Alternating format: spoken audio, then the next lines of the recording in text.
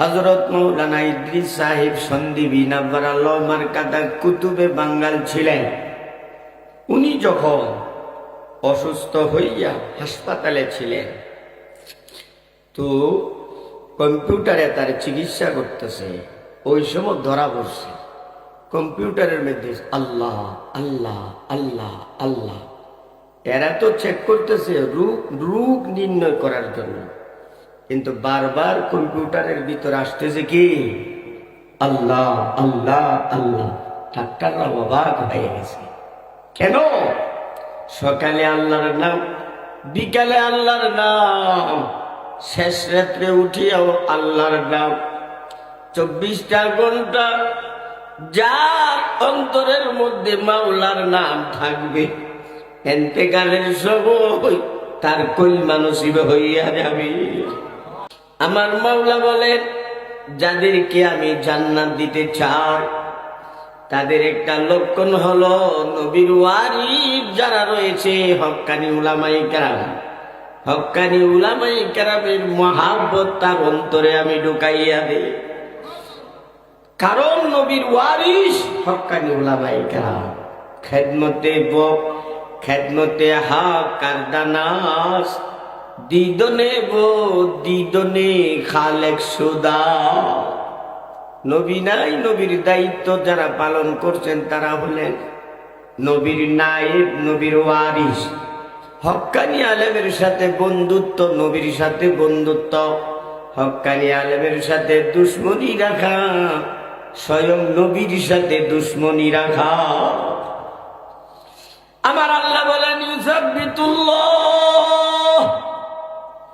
মানুষ যখন মৃত্যু মুখে পতিত হয়ে যায়, যারা দৈনিক নিয়মিত আল্লাহর জিকির করেছে তাদের ব্যাপারে আসছে একদল ফেরেশতা, প্রত্যেকের হাতে রেশমি রুমাল, সাদা পোশাক এবং জান্নাতের সুঘ্রাণ মাখা। এই অবস্থায় আইসে সবাই ওই বান্দাকে সালাম দিতে থাকে। বলেন সুবহানাল্লাহ। সবাই সালাম দেয়। প্রথম ধাপে এদেরকে দেখে মনটা খুশি হয়ে গেল। হুজুরদেরকে দেখলে ডরা মানছে না আরো খুশি হল। পাঞ্জাবি টুপি ফাগরি যদি দেখে ভয় পাইব জিন্দেগিতে? ভয় পাই না। এদেরকে দেখে মুচকি হাসি দিয়ে সালামের জবাব দেন। অতঃপর তারা তাকে সুসংবাদ জানাইতে থাকে, আল্লাহর ওলি, সারা জীবন যে তুমি নেক আমল করেছ, বিশেষ করে আল্লাহর জিকির করেছিলা, এখন তোমাকে সুসংবাদ দেওয়ার জন্য এসেছি। এখন থেকে তোমার কোনো ভয় নাই, তোমার কোনো পেরেশানি নাই। তুমি তোমার ভাই বোন, আত্মীয় স্বজন, ছেলে মেয়ে, মা বাবা, পাড়া পড়শি সবাইকে ছেড়ে চলে যাবে। একা মনে করবা না, আমরা সবাই তোমার সাথে সাথে থাকবো। এই কথা বলে সুসংবাদ দেয়, ওয়া আবশিরু বিল জান্নাহ। এই সুসংবাদ পাইয়া মুচকি মুচকি হাসতে থাকে। আমার নবীজি বলেন, তারা চতুর্দিকে বসে যায়। এই অবস্থার মধ্যে মালাকুল মউত হাজির হইয়া যায়। আজরাইল এত সুন্দর ভাবে তার সামনে এসে যায়, সবাইকে দেখাই আজরাইল ঠান্ডা। আজরাইল এত সুন্দর ভাবে তার রুহটা বের করে নেন, সে নিজেও টের পায় না। বলেন না সুবহানাল্লাহ। এবং রুহটাকে আল্লাহর দরবারে নিয়ে যাওয়া হয়। নেওয়ার সময় সমস্ত ফেরেশতারা বলা বলি করতে থাকে, কত ভাগ্যবান, চমৎকার, ধন্যবাদ। পুরা আসমান জমিনের ফেরেশতারা একটা নারা লাগাইতে থাকে। বলেন না সুবহানাল্লাহ। আল্লাহ রাব্বুল আলামিনের দরবারে নিয়ে যাওয়া হয়। আল্লাহ বলেন, তাকে তার জান্নাত দেখাইয়া আবার বাড়িতে পৌঁছায় দাও। বাড়িতে পৌঁছানোর পর সে ঘোরাফেরা করে যারা কান্নাকাটি করতেছে তাদেরকে সান্ত্বনা দেন, তোমরা কেন কান্নাকাটি করছো? আল্লাহ রাব্বুল আলামিন আমাকে যে নেয়ামত দান করেছেন, আমাকে যে জান্নাত দান করেছেন, সেগুলো যদি দেখতে পারতা খুশির কালেও কান্নাকাটি করতাম না, খুশিতে বাগবাগ হয়ে যেত। কান্নাকাটি করিও না। আর কি বলে জানে বুখারীর হাদিস, কাদ্দিমুনি কাদ্দিমুনি, তোমরা আমাকে কেন দেরি করছো? তাড়াতাড়ি আমাকে গোসল দিয়া জানাজা পড়াইয়া আমাকে আমার বাসস্থানে পৌঁছাইয়া দাও। বুখারীর হাদিস। কাদ্দিমুনি কাদ্দিমুনি, দেরি কেন করছো? তাড়াতাড়ি কর। ওই আত্মীয় স্বজনে সব ভুলা যাবা, বলেন না সুবহানাল্লাহ। কবরে যাওয়ার সাথে সাথে, কথা বুঝতেছেন তো বাজান? কবরে যখন তাকে দফন করা হয়, হাদিস শরীফে আসছে, মাথার দিকে নামাজ আইসা বসা যায়, পায়ের দিকে রোজা, ডান দিকে যাকাত এবং বাম দিকে এমন ভাবে হজ, অন্য অন্য ইবাদত গুলো সব সেটিং হয়ে বয়ে রয়েছে, যাতে করে তার কাছে কেউ ঢুকতে না পারে চতুর্দিকে। বলেন সুবহানাল্লাহ। এখন আসতেছে মুনকার নাকির ফেরেশতা। মুনকার নাকির ফেরেশতার অবস্থা কঠিন। এই জন্য প্রথমে মাথার দিক দিয়ে প্রবেশ করতে চায়, নামাজে বাধা দেয়, খবরদার কাছে আসবা না, স্টপ। বেচারা অনেক কষ্ট করে আসছে। আমি নামাজকে দুনিয়ার জীবনে সে সংরক্ষণ করেছিল, শত ব্যস্ততার মাঝেও সে আমি নামাজকে ছাড়ে নাই। এখন থেকে আমার দায়িত্ব, আমি তাকে পাহারাদারি করব। অন্য দিক দিয়ে যাও।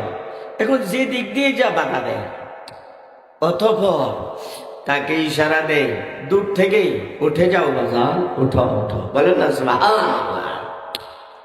তাকে বসানো হয়, বসাইয়া প্রশ্ন করে, প্রশ্ন করতে দেরি, তার জবান দিয়া উত্তর বের হতে দেরি হয় না। এরতুল ইউসাব্বিতুল্লাহুল্লাযীনা আমানু বিল কাউলিস সাবিত। দুনিয়ার জীবনে সে যে নেক আমলগুলো করেছে, বিশেষ করে আল্লাহকে বিশ্বাস করেছিল, আল্লাহর জিকির করেছিল সব সময়।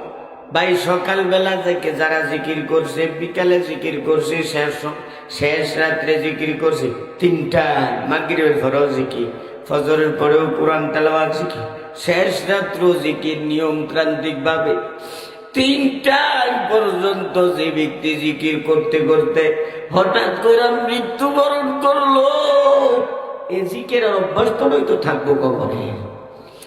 তখন প্রশ্ন করার সাথে সাথে 3টা প্রশ্ন করা হয়। এই দেখেন, প্রথম প্রশ্ন মার রাব্বুকা, অর্থ হইল তোমার রব কে? উত্তর দিবে কি? রব্বি আল্লাহ, মানে আল্লাহ।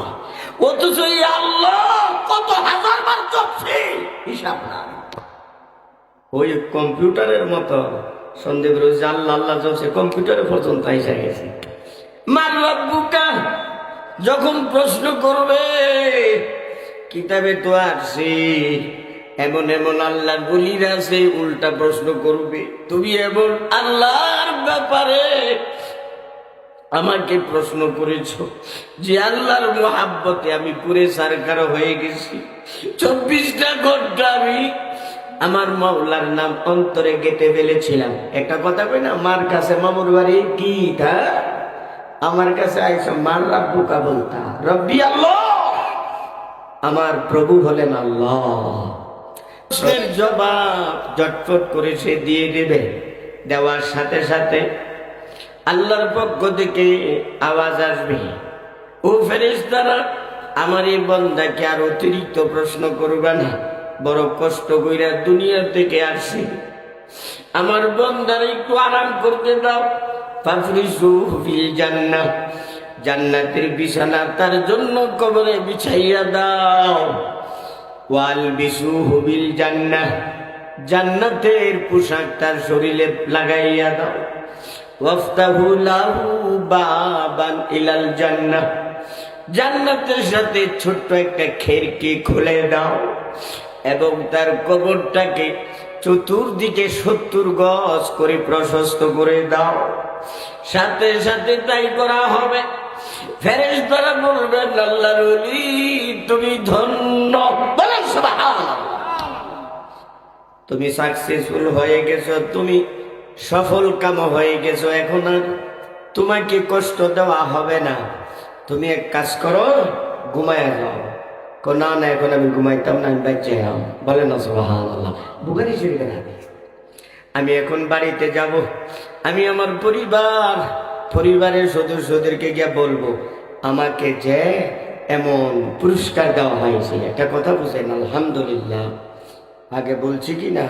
বলছি তো মাদ্রাসাতে গোল্ডেন A+ পেয়েছে, বলছিলাম না আগে? তো গোল্ডেন A+ যে পাইছে, কত মানুষের ফোন করে জানাইতো না খুশি। এই খুশি ঠেলায় সে বলবে আমি এখন বাড়িতে যাব, সবার কাছে বলবো, সবাইকে জানাইবো আমাকে যে আল্লাহ মাফ করে দিছে। আল্লাহ তখন বলবেন, ফেরেশতারা বলবে এখন যাওয়ার আর অনুমতি নেই, ঘুমা। জোর জোর করে তারা উঠাইবো। বলে না সুবহানাল্লাহ। শোয়ানোর পরে বলবে নুম কানাউমিলুরুস, এমন ভাবে ঘুমিয়ে যাও সিংহার আওয়াজ উঠবে, তোমার ঘুম ভাঙবে না। গোটা দুনিয়া তছনছ হয়ে যাবে, তোমার ঘুম ভাঙবে না। দ্বিতীয়বার যখন সিংহার আওয়াজ উঠবে হাসরের ময়দানে সমবেত হওয়ার জন্য, তখন তার মুখ ঘুম ভাঙবে। ঘুম ভাঙার সাথে সাথে সে অবাক হইয়া বলবে আরে হাসরের ময়দান দি। বলে না সুবহানাল্লাহ। হাসরের ময়দান বলে সে শরীর থেকে ধুলাবালি সরাইতে থাকবে। এমন সময় নামাজ আইসা বলবে, রোজা আইসা বলবে, হজ বলবে, আল্লাহর ওলি আপনার কোনো চিন্তা নেই, আমরা সবাই আছি। বলেন না সুবহানাল্লাহ। চতুর্দিকে গার্ড দিয়া তাকে হাসরের মাঠে উপস্থিত করা হবে।